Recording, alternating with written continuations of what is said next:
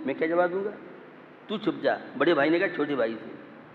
Time इतना कहा था, छोटे भाई ने निकलंग था, उसने बड़े भाई को तालाब में धक्का दे दिया।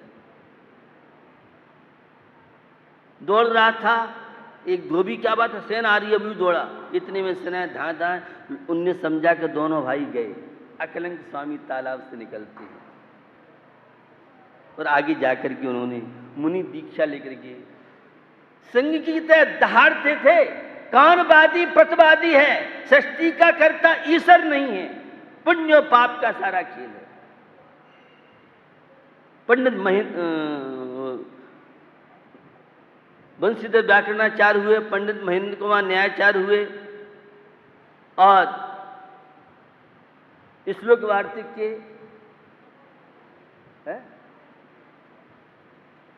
श्लोक वार्तिक रची थी, अनुवाद करने वाले, मैं बहुत उनकी बात करता हूं, उनका बहुत बड़ा योगदान रहा है। पंडित माणिकचंद कोंदे न्यायाचार्य, भदेनी घाट बनारस में एक 20 वर्ष का नौजवान और 90 वर्ष के बड़े बड़े वेदांतवादी और एक से एक धुरंधर विद्वान, उस समय बहुत तेज था उस बालक का। और जब तक वह बालक पहुंचता ही था, शास्त्र नहीं होता था। 25 सन में तो श्लोक वार्तिक जैसे ग्रंथ का उन्होंने अनुवाद किया था।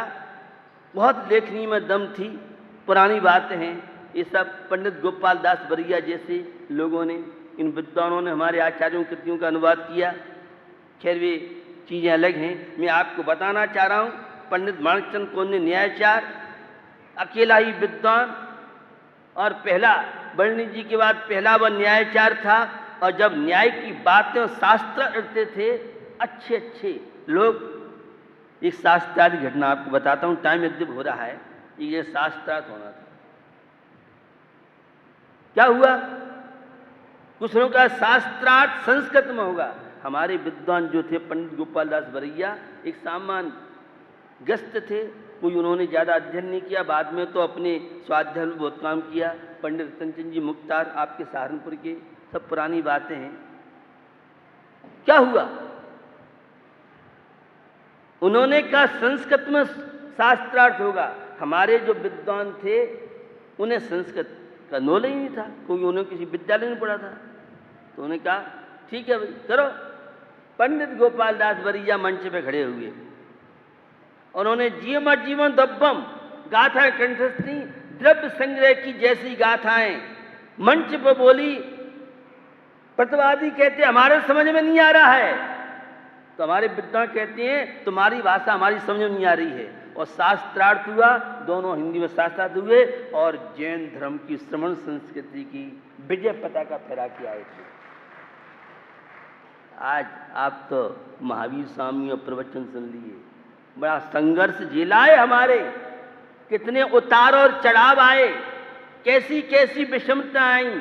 उन विषमताओं के बीच में हमारे आचार्यों ने लोहा लिया, डरे नहीं और दमनता के साथ सिंह की तरह दहाड़ते थे। कौन वादी प्रतिवादी है जो शास्त्र करना चाहता है? बड़ी संघर्ष, बड़ी तरह समस्याएं रही हैं। आपको तो ये सब चीज़ें सुनने को, क्योंकि मैंने उस जनवाणी के मूल न्याय और दर्शन के मूल ग्रंथ अर्थशास्त्री और श्लोक वार्तिक जिसे कष्टशास्त्री मानते हैं, मुझे तो उन ग्रंथों को पढ़ने का मौका मिला है, उनके स्वाध्याय करने का मौका मिला है। जैन न्याय मेरा मुख्य, न्याय और व्याकरण मुख्य विषय रहे हैं। कभी कभी ये दर्द होता है, हमारे आचार्यों ने कितना श्रम किया, आज पांडुलिपियों को कोई धूल झड़ाने वाला भी नहीं है। खैर, आचार्य परमेष्ठी की मैंने आपसे बात की, वे समता के धनी होते हैं। बहुत बड़ा योगदान आचार्य परमेष्ठी का है और सहिष्णुता का बहुत बड़ा जीवन में सहिष्णुता है। राष्ट्रपति भूतपूर्व जाकिर हुसैन का एक प्रसंग आपको सुनाना चाहता हूं। जाकिर हुसैन राष्ट्रपति जब वे सामान्य स्थिति में एक प्रोफेसर या टीचर अध्यापक रहे होंगे किसी स्कूल में, उस समय की बात है, राष्ट्रपति बाद में बने। उन्हें गंदगी पसंद नहीं, वे स्वच्छता चाहते थे। और पहले ग्रामीण इलाकों में आप जानते हो इतना सफाई का, आज तो हमारे भारत सरकार स्वच्छता के लिए बहुत अभियान जारी की है। गंदे कपड़े पहन के आते थे और जूते चप्पल भी इनके बड़े गंदे रहते थे। उन्होंने एक दिन कहा स्टूडेंट्स से, भाई ये सरस्वती का प्रांगण है, स्वच्छता होनी चाहिए, सभी नहा धो के आए और कपड़े स्वच्छ साफ पहन के आए, अपने जूते चप्पल भी साफ पहन के आए। साफ बात हो गई, सुन लिया विद्यार्थियों ने। विद्यार्थी तो विद्यार्थी होते थे, उन्हें नहीं माना। एक दिन स्वयं जाकर हुसैन स्कूल के गेट पे उन्हें ब्रश लिया और डिब्बी पॉलिश की और स्टूडेंट को देखते थे। जिस स्टूडेंट को गंदा देखते थे उसको साफ, उसके जूते भी पॉलिश करते थे। स्टूडेंटों को बहुत शर्मिंदा का अनुभव हुआ और उन्होंने फिर दूसरे दिन से साफ सफाई के साथ आना प्रारंभ किया। वही अध्यापक आगे जाके राष्ट्रपति जाकिर हुसैन के नाम से जाना गया। संस्कारों की बात कर, आत्मा की स्वच्छता के लिए, परमात्मा बनने के लिए इस मोक्ष मार्ग, सम्यक दर्शन ज्ञान चारित्राण मोक्ष मार्ग, 7 तत्वों का सिद्धांत, पुण्य पाप, संसार क्या है, मोक्ष क्या है। आज आध्यात्मिक विद्या से लोग विमुख होते जा रहे हैं और उसका परिणाम ये टेंशन, ये समस्याएं, ये प्रदूषण, इस सब का कारण तो आचार भक्ति। जो आचार्य भक्ति करे है सो निर्मल आचार धरे है। अपने परिणामों को निर्मल बनाने के लिए ये आचार भक्ति एक माध्यम बनती है। आचार परमेष्टि अंत में सब उपाधि छोड़ के स्वयं तो नीचे बैठते हैं, वह शिष्य को आचार पद दे करके उनके सानिध्य में अथवा अन्य संग में जाके विसमाधि पूर्वक मरण करते हैं। तो यह है आज आचार भक्ति का पावन दिवस है। हम अपने जीवन में इन धर्म ग्रंथों को समझें। हम सब सीख रहे हैं ग्रस्त से सदग्रस्त कैसे बने, एक हैवान से इंसान कैसे बन सकते हैं, अनैतिकता से नैतिकता की ओर कैसे बढ़ सकते हैं, अच्छा नागरिक बनकर के देशभक्ति का परिचय देते हुए भारतीय संस्कृति को अपना करके जीवन को तनाव मुक्त कैसे व्यतीत कर सकते हैं, यह विगत दिनों से चर्चा चल रही है। कल चर्चा चली थी कंजूस व्यक्ति, लोभी व्यक्ति, जो विमुख जीवन है, मात्र संकलन जोड़ना तो खुद जीवन में सीखा, लेकिन न्याय नीति से अर्जित कमाई का सदुपयोग नहीं किया और अशुभ आश्रव, अशुभ बंध, पाप कर्मों का संचय करता हुआ जीवन में अशांति, जीवन में तनाव, जीवन में विपत्तियों का ही अनुभव करता रहा। जो दान यश की ख्याति के लाभ से दिया जाता है, कुपात्र आदि में दान दिया जाता है, वो दान महत्वपूर्ण नहीं है। इसलिए जीवन को महत्वपूर्ण हम बनाना चाहते हैं तो तो आवश्यकता है जीवन में हम इस रेणसार ग्रंथ में बताए हुए मार्ग का अनुकरण करें। उसी चर्चा को आगे बढ़ा रहे हैं। जो भी हम उदारता का परिचय दें उसमें अपेक्षा नहीं होनी चाहिए।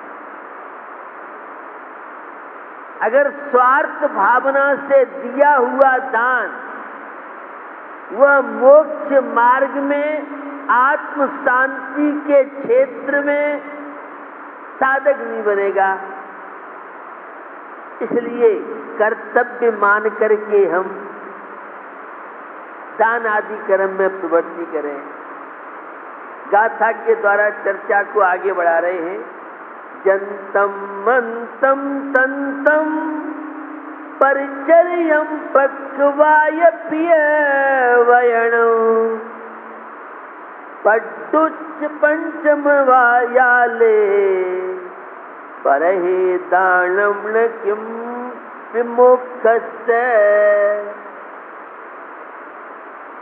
यह हमारा निवास क्षेत्र जम्बू द्वीप है। और ये जम्बू द्वीप कैसा है? हस्तिनापुर में आप सबने वह रचना देखी है। वह जम्बू द्वीप थाली के आकार का है।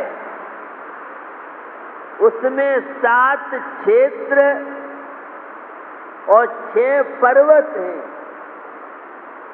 उस 6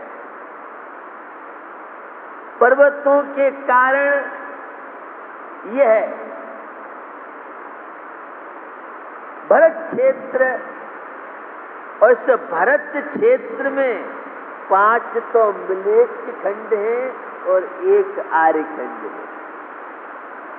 आर्यखंड क्या कहलाता है? जहां लोग सदाचारी हो, जहां धार्मिक आचार विचार को प्रमुखता दी जाए, जहां जीवन में विवेक हो, सम्यक दर्शन आदि गुणों के प्रति उत्साह हो, ऐसे जीवन को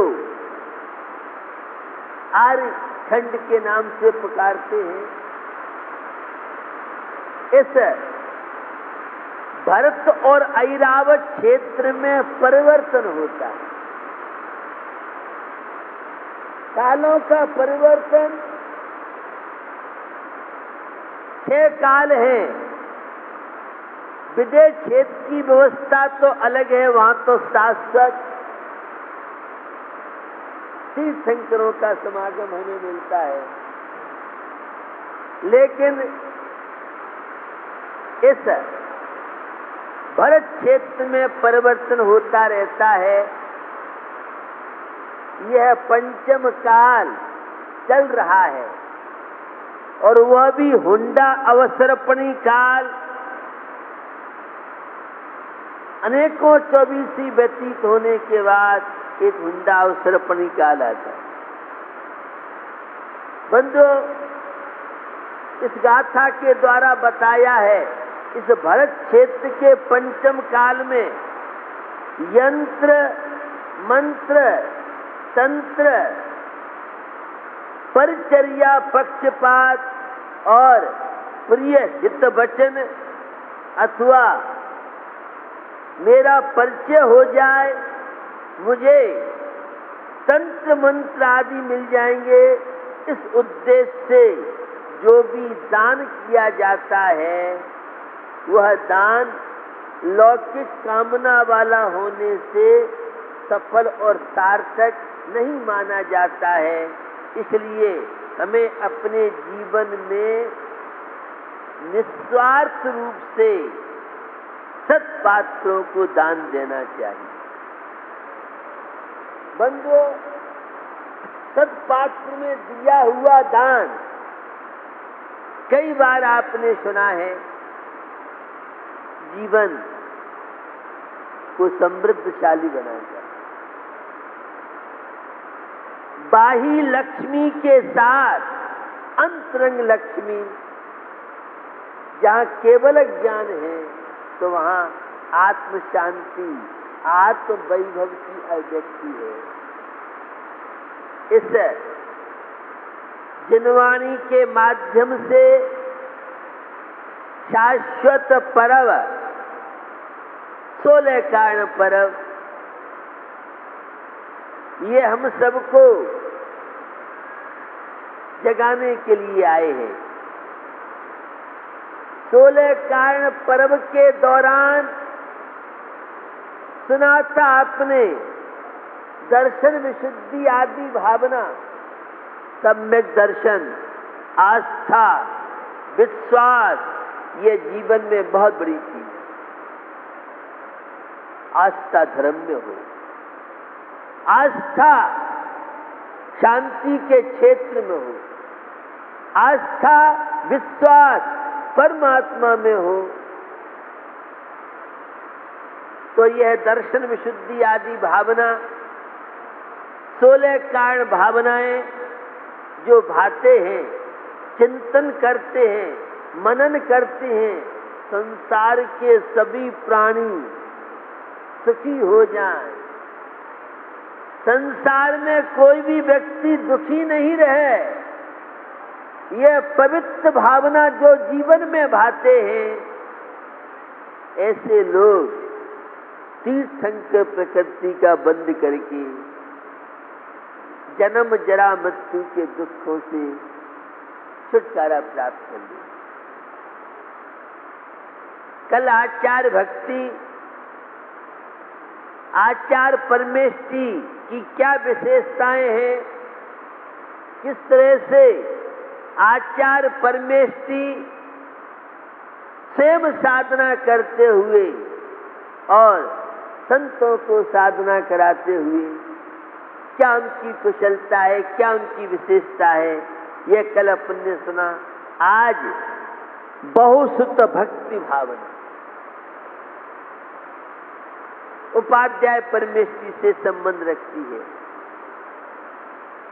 जिन्हें प्रभु की वाणी 11 अंग और 9 पूर्व के पाठी की चर्चा खूब आपने सुनी।